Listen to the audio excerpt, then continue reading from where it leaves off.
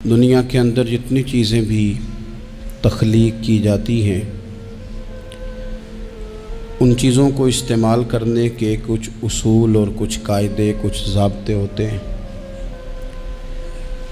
کوئی بھی مشین اگر اپنے ضابطوں اور اپنے اصولوں کے مطابق استعمال نہ کی جائے تو اس میں بگاڑ پیدا ہو جاتا ہے۔ یہ کائنات اللہ رب العزت نے تخلیق فرمائی ہے۔ اس کائنات کو بھی اگر اللہ اور اس کے رسول صلی اللہ تعالیٰ علیہ وسلم کے دیے ہوئے اصولوں کے مطابق چلایا جائے گا تو بگاڑ پیدا نہیں ہوگا۔ جب لوگ دھرتی رب کی ہو، زمین اللہ کی ہو، بندے اللہ کے ہوں، لیکن نظام اللہ رسول کا رائج نہ کیا جائے اور اپنی مرضی کے مطابق چیزوں کو لیا جائے تو پھر بڑی کوشش کے باوجود بھی معیشت، معاشرت، سکون، امن، عدل یہ چیزیں قائم نہیں ہوتی۔ اسلام کو جب ہم کامل، مکمل اور اکمل دین کہتے ہیں تو ہمارے دین نے ہمیں مسجد چلانے کا طریقہ بھی بتایا ہے اور ملک چلانے کا طریقہ بھی بتایا ہے۔ جس طرح کتاب و سنت کا نظام مسجد میں، مدرسے میں رائج کرنے کا کہا گیا ہے، اسی طرح کتاب و سنت کے نظام کو دنیا میں رائج کرنے کا کہا گیا۔ اللہ تبارک و تعالیٰ کی اس زمین کو، نظام حکومت کو، نظام عدل کو، نظام پارلیمنٹ کو جب شریعت اسلامیہ کے وضع کردہ اصولوں کے مطابق چلایا جائے گا تو امیر، تاجر، دولت مند، بیوروکریٹس یہ سب بھی سکون محسوس کریں گے، بہت سارے اعتماد کے ساتھ تجارت کر سکیں گے، وفاداری کے ساتھ اپنا وقت گزار سکیں گے۔ غریب آدمی کو آسائشیں اور سہولیات اس کے دروازے پر ملیں گی۔ اللہ تبارک و تعالیٰ نے بہت سارے اپنے نیک بندوں کو اقتدار دیا۔ رب کریم نے حضرت داؤد علیہ السلام کو ملکوں کا بادشاہ بنایا، حضرت سلیمان علیہ السلام کو اللہ تعالیٰ نے اقتدار دیا، اللہ تعالیٰ نے حضرت یوسف علیہ السلام کو اقتدار عطا فرمایا، اور پھر قربان جائیں اللہ تعالیٰ نے میرے نبی کریم علیہ السلام کو اقتدار عطا فرمایا۔ حضور سید عالم صلی اللہ تعالیٰ علیہ وسلم نے بحیثیت ایک سربراہ مملکت کے وہ سارے کام اپنے سامنے حضور نے کیے۔ نبی پاک علیہ السلام رحمت للعالمین ہیں، کسی شخص کی ذرا سی تکلیف حضور کو سونے نہیں دیتی، لیکن حضور نے اپنے سامنے نفاذ کرایا۔ اگر کسی کو کوڑے لگنے کی ضرورت تھی تو فرمایا اس کو لے جاؤ، وہاں باندھو، کوڑے مارو۔ اگر کسی شخص پر چوری کی، زنا کی کوئی حد جاری کرنی تھی تو حضور نے اپنے سامنے وہ جاری کروائی۔ نفاذ عملی قانون کا اپنی نگاہوں کے سامنے کروایا۔ ایک سربراہ مملکت کس طرح سے وقت گزارتا ہے اور اسے کس طرح سے چیزوں کو لینا ہے، یہ ساری چیزیں اللہ کے محبوب علیہ السلام نے ہمیں کر کے، بتا کے، سکھا کے ہمارے لیے دستور چھوڑا۔ ہم نے آہستہ آہستہ آہستہ آہستہ یہ کیا کہ جس طرح عیسائیوں کے پوپ، انہوں نے مذہب کی تشریح یہ کی کہ غاروں میں رہنا ہے، دنیا سے کٹ کے رہنا ہے، یا پنڈتوں اور جوگیوں نے جو مزاج دیا تھا وہ ماحول ہم نے طاری کیا۔ اسلام کو ہم نے جز وقتی بنایا، کل وقتی نہیں بنایا۔ مسجد میں آ گئے تو وضو کر لیا، ٹوپی پہن لی، نظر جھکا لی، تسبیح پکڑ لی، کہا میں مسجد میں ہوں، میں جھوٹ نہیں بول رہا، میں مسجد میں ہوں، میں غلط بات نہیں کر رہا، میں مسجد میں ہوں، میں بددیانتی نہیں کر رہا۔ او خدا کے بندے، جو رب جس طرح مسجد میں دیکھتا ہے مسجد کے باہر بھی اسی طرح ہی دیکھتا ہے۔ اسے نہ اونگ آتی ہے نہ نیند آتی ہے۔ تمہیں ہمہ پہلو نیک ہونے کا کہا گیا۔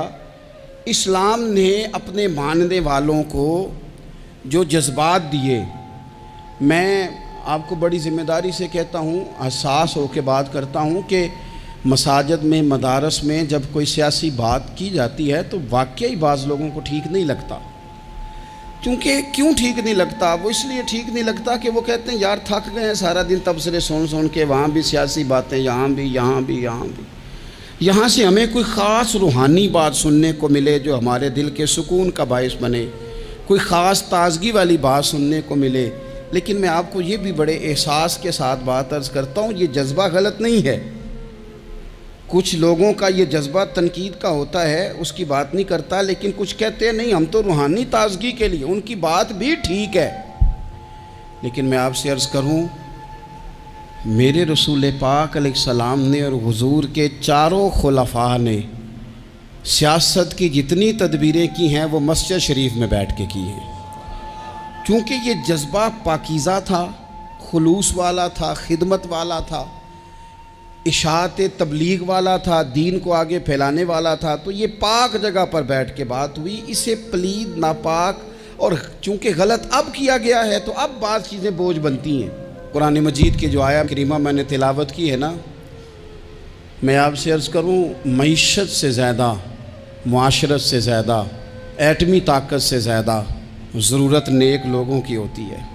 یاد رکھنا، بہترین قسم کا اسلحہ موجود ہو لیکن چلانے کا فن نہ آتا ہو تو بندہ دشمن کا کچھ بھی نہیں بگاڑ سکتا. انسان کے پاس بہترین گاڑی موجود ہو لیکن اسے چلانی نہ آتی ہو تو اس کے لیے سفر کبھی بھی مکمل نہیں ہوتا. ہمارے پاس سارا کچھ ہے، دیانتدار لوگوں کی کمی ہے. لوگ کہتے ہیں معیشت کا کچھ کرو، معاشرت کا کچھ کرو، تو یہ قرآن دیکھیں اللہ کا کیا فرماتا ہے. رب کا قرآن کہتا ہے الذین ان مکناہم فی الارض. کچھ لوگ وہ ہیں کہ اگر اللہ انہیں زمین میں اقتدار عطا کرے، وہ کیا کریں گے؟ اقاموا الصلاۃ وآتوا الزکوٰۃ. وہ نماز قائم کریں گے، زکوٰۃ ادا کریں گے. وامروا بالمعروف، وہ نیکی کا حکم دیں گے. ونہوا عن المنکر، وہ بری باتوں سے منع کریں گے. وللہ عاقبۃ الامور، اور ہر کام کو اللہ ہی کی طرف لوٹ جانا ہے، سب کاموں کا انجام اللہ کی طرف ہونا ہے. ان لوگوں کو رب اگر اقتدار دے، ضرورت بندوں کی زیادہ ہے کہ بندے دیانتدار ملے. یہ وہ لوگ نہیں ہوتے کہ انہیں مال مل جائے تو یہ عیاش ہو جاتے، بلکہ انہیں مال کے خزانوں کی کنجیاں ملیں تو یہ رب کی غریب مخلوق کے لیے دروازے کھول دیتے ہیں. یہ نمازوں کا خیال کرتے ہیں، یہ دین کا ابلاغ کرتے ہیں. بیٹھے تھے حضور کے صحابہ حضرت عمر کے گرد، دوست یار، پرانے باتیں ہو رہی تھیں. تو حضرت عمر کہنے لگے دور خلافت چل رہا ہے جناب عمر کا. میں کہہ چکا ہوں کہ ہمیں ضرورت متقی پرہیزگار لوگوں کی ٹیم کی ہے. ان لوگوں کی ضرورت ہے جن کے دل میں درد ہو، جو تقوی والے ہوں، جو مخلوق خدا کے بارے میں گنجائش رکھتے ہوں. حضرت عمر کے گرد دوست آپ بیٹھے ہیں تو حضرت عمر کہنے لگے چلو اپنی اپنی کوئی خواہش ہی بتاؤ.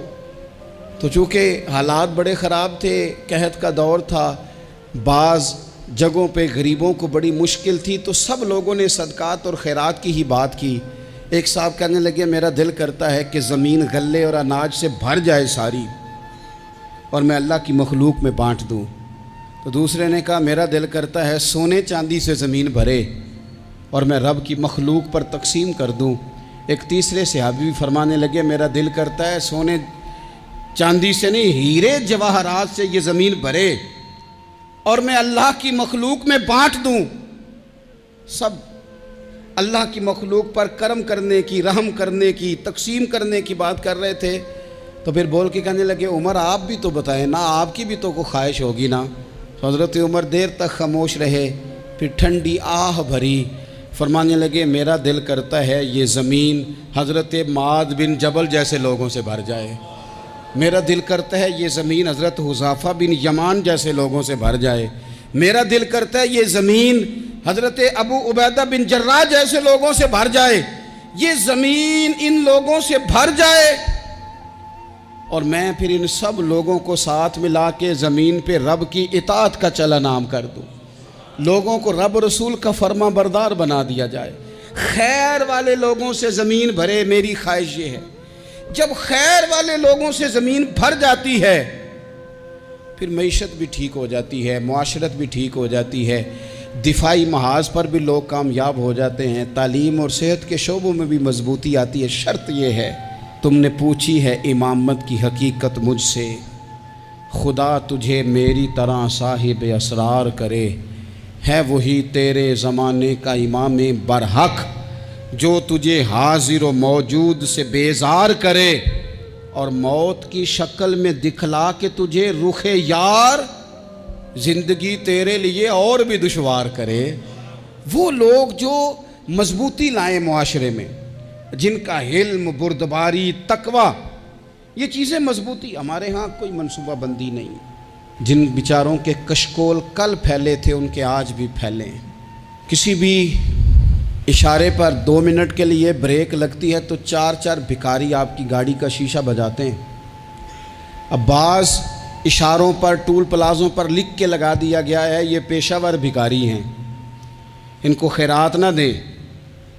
لیکن میرا سوال یہ ہے کہ ان سارے بھکاریوں کو ایک جگہ پہ کھڑا کر کے پوچھنا کس نے ہے کہ تم بھیک کیوں مانگ رہے ہو؟ ان کے گھروں تک ان کے ساتھ کس نے جانا ہے؟ کون آدمی ہے جو جا کے ان سے کہے گا کہ جناب تم کیوں خیرات کے لیے کھڑے ہو، تمہاری مجبوری کیا ہے؟ کیا ریاست کی، حکومت کی، تاجر کی، مالدار کی، تگڑے آدمی کی یہ ڈیوٹی نہیں؟ ان تک رسائی کس نے حاصل کرنی ہے؟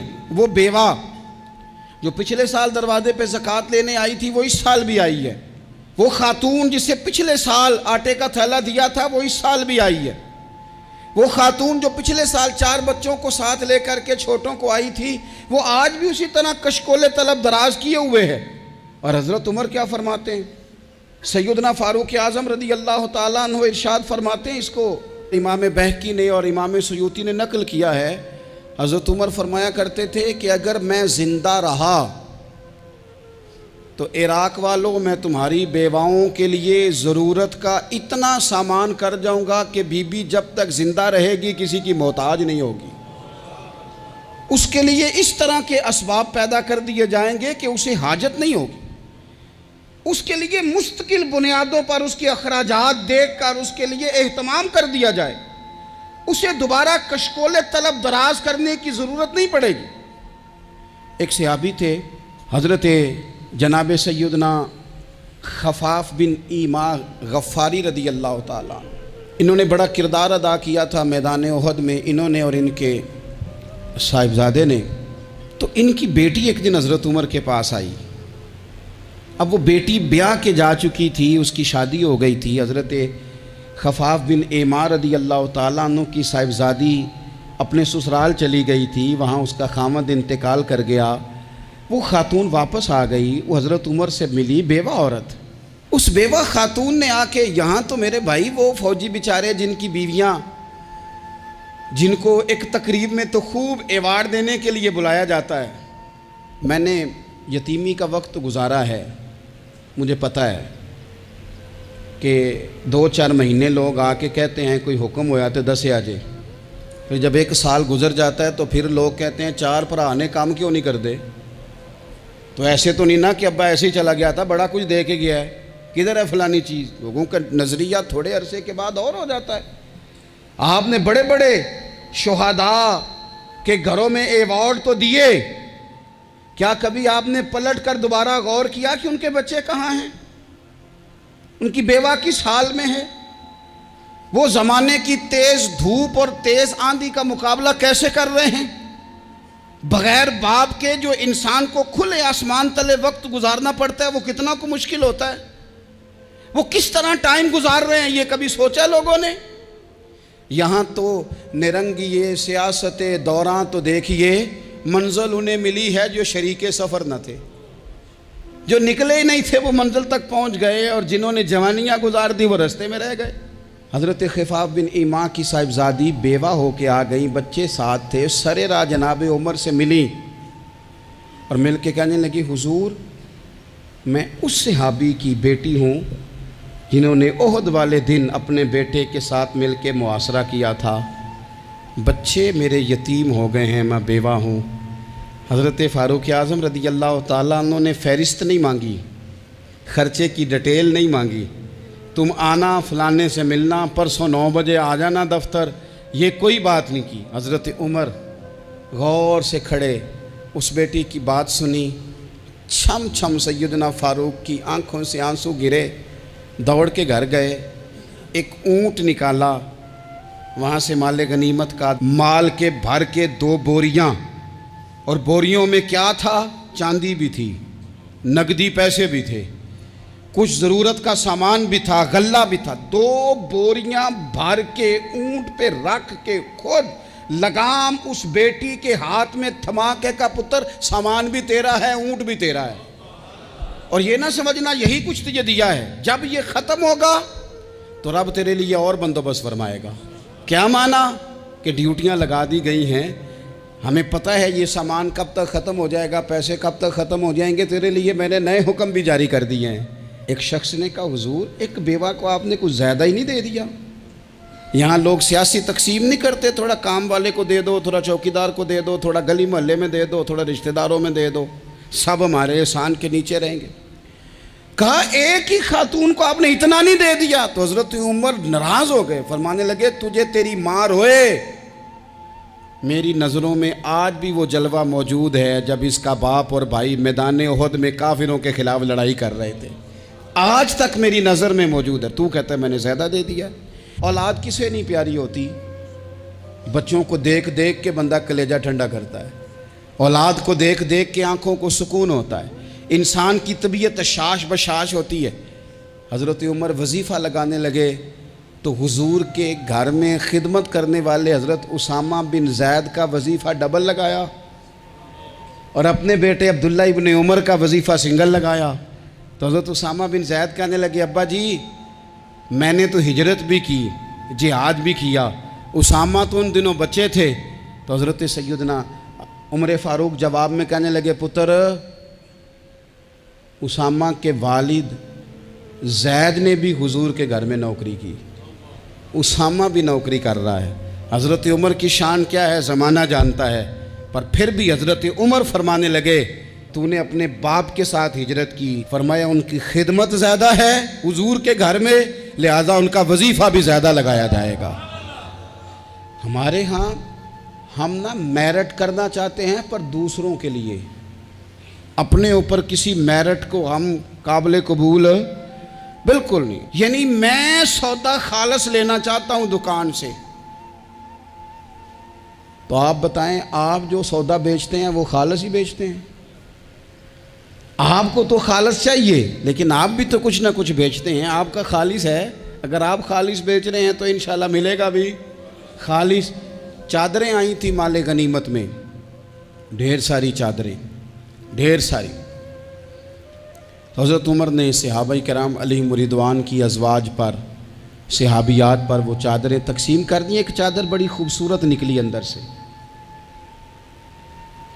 تو سب کہنے لگے حضور یہ نا خاتون اول کے لیے سوٹ کرے گی، آپ کی اہلیہ کے لیے سوٹ کرے گی، کبھی آپ گھر لے جائیں نا، یہ سب سے بہتر ہے۔ تو یہ حضرت عمر کی بالغ نظری ہے، وہ کیا بندہ ہوا جس کی ہر جگہ نظر ہی نہ ہو۔ حضرت سیدنا عمر فاروق رضی اللہ تعالیٰ عنہ کہا جناب یہ چادر بڑی حسین ہے، آپ کے گھر والوں پہ جچے گی۔ تو حضرت عمر فرمانے لگے نہیں، ایک صحابیہ ہیں حضرت ام سلیت رضی اللہ تعالیٰ عنہ، انہیں بلاؤ، یہ چادر انہیں دوں گا۔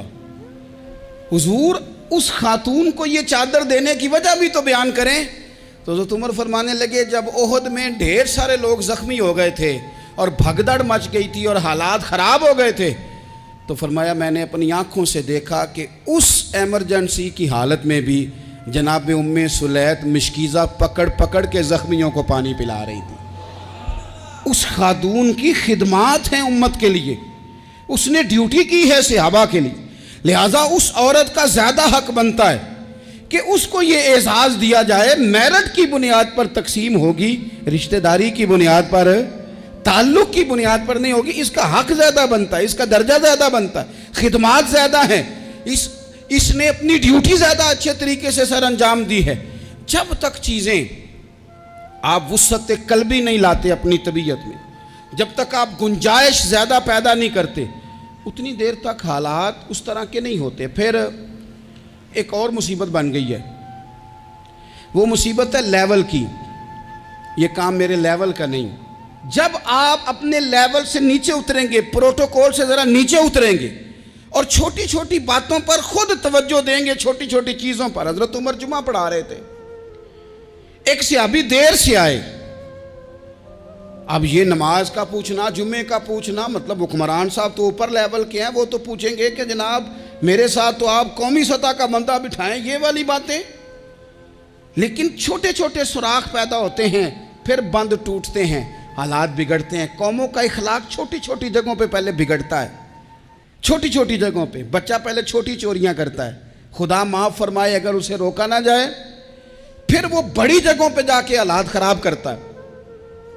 حضرت عمر فاروق ایک صحابی دیر سے جمعہ پڑھنے آئے تو حضرت عمر نے بعد میں بلا لیا، فرمایا تم اتنے سمجھدار آدمی ہو کہ اگر جمعے میں دیر سے آؤ گے تو باقی لوگوں کا کیا بنے گا؟ تو وہ صحابی آگے سے کہنے لگے مجھے پتا تھا آپ نے پوچھنا ہے، اور میں تو کہیں کام میں مصروف تھا امیر المومنین، میں تو دوڑا آیا ہوں، میں تو غسل بھی نہیں کر سکا، وضو کر کے مسجد میں آ گیا ہوں جمعہ پڑھنے۔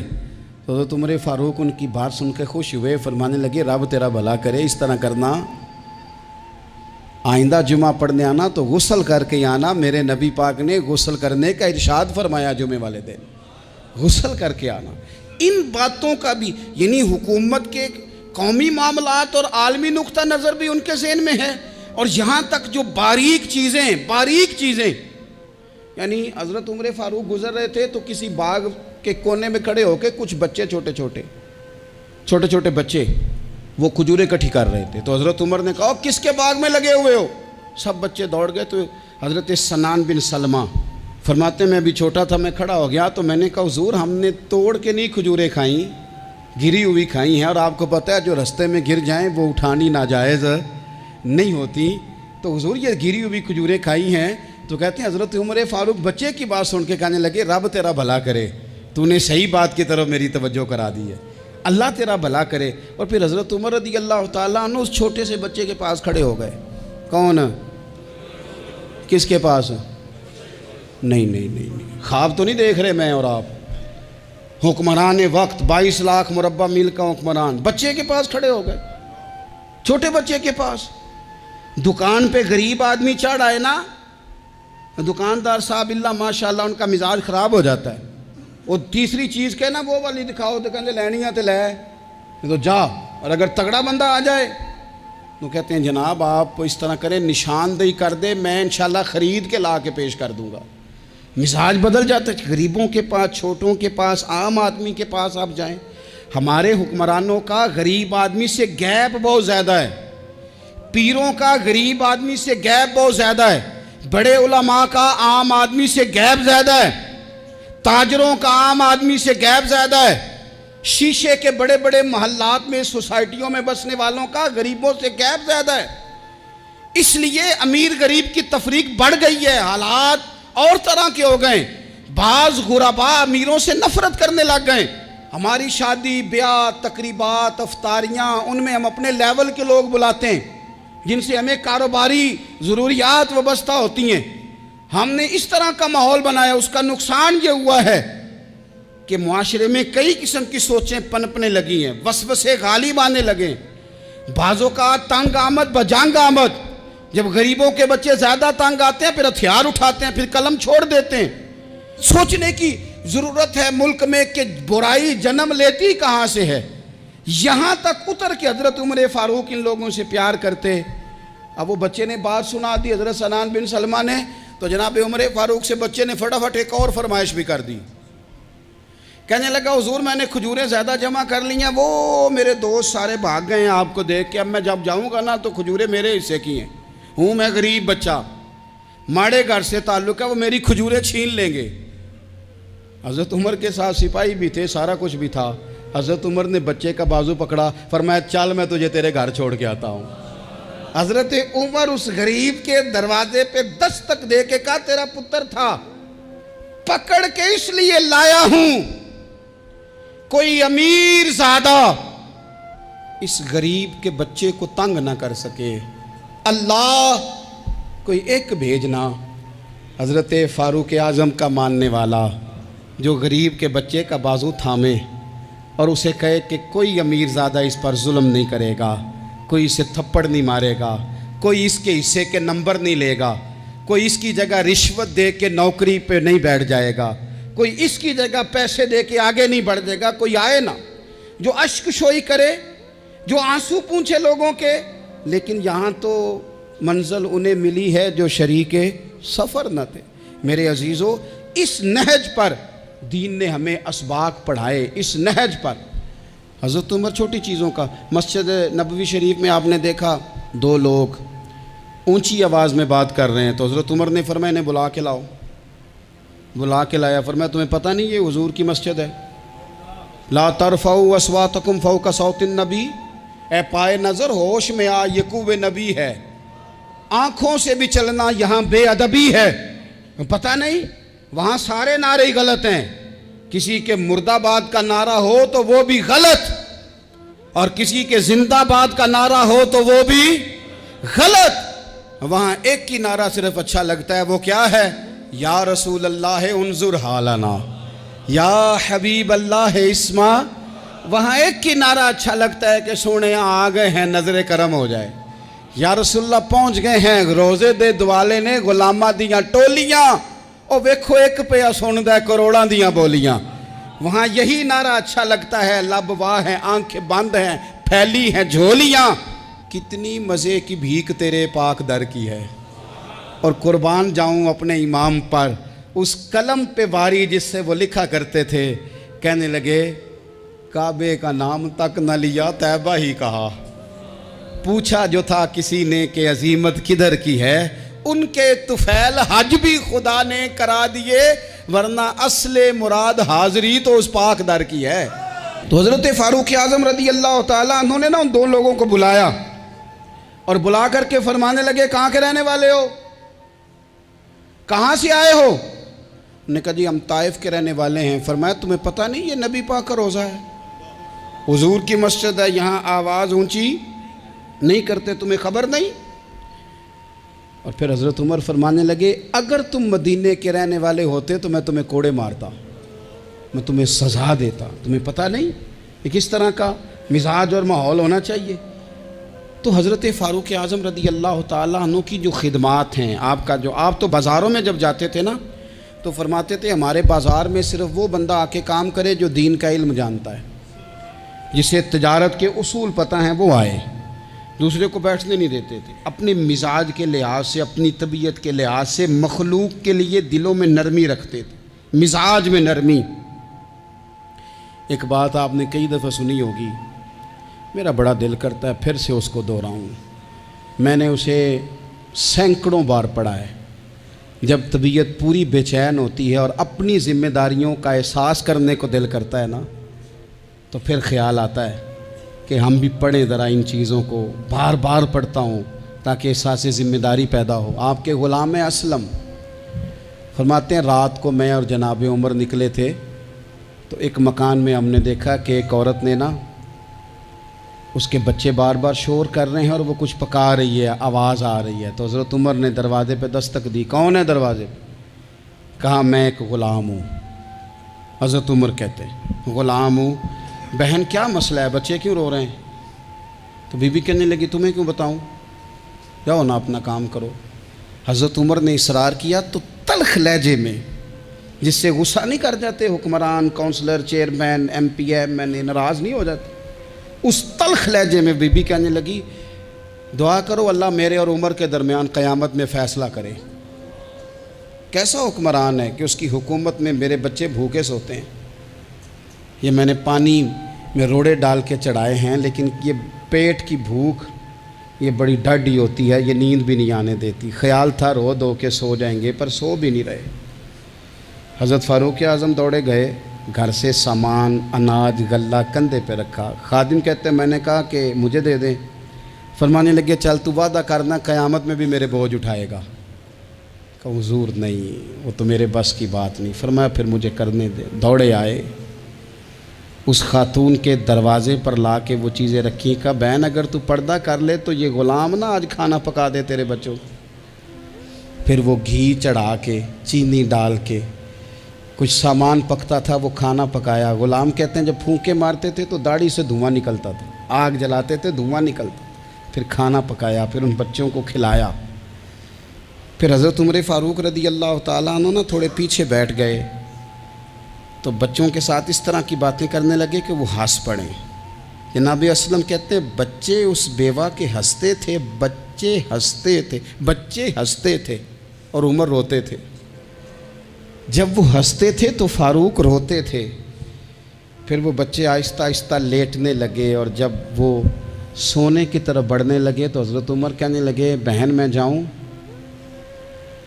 کہنے لگی رب تیرا بھلا کرے، میرا کلیجہ پھٹ جاتا اگر میرے بچوں کو آج شام بھی روٹی نہ ملتی۔ تو سیدنا فاروق اعظم رضی اللہ تعالیٰ عنہ کہنے لگے پھر تو میرے لیے دعا کرے گی؟ کہنے لگی میں دعا کرتی ہوں اللہ عمر کی جگہ تیرے جیسا کو نیک آدمی بٹھا دے۔ تو حضرت عمر کہنے لگے ایک چھوٹی سی گزارش بھی مان لو گی؟ کا کیا؟ فرمانے لگے کوئی یہ میری خدمت اگر پسند آئی ہے تو عمر کو معاف نہیں کر دیتی؟ غلطی ہو گئی، اسے پتہ نہیں تھا۔ اپنے منہ سے کہنے لگے سیاںا بھی نہیں، باشعور بھی نہیں، اسے چاہیے تھا خلافت کی ذمہ داریاں نہ لیتا۔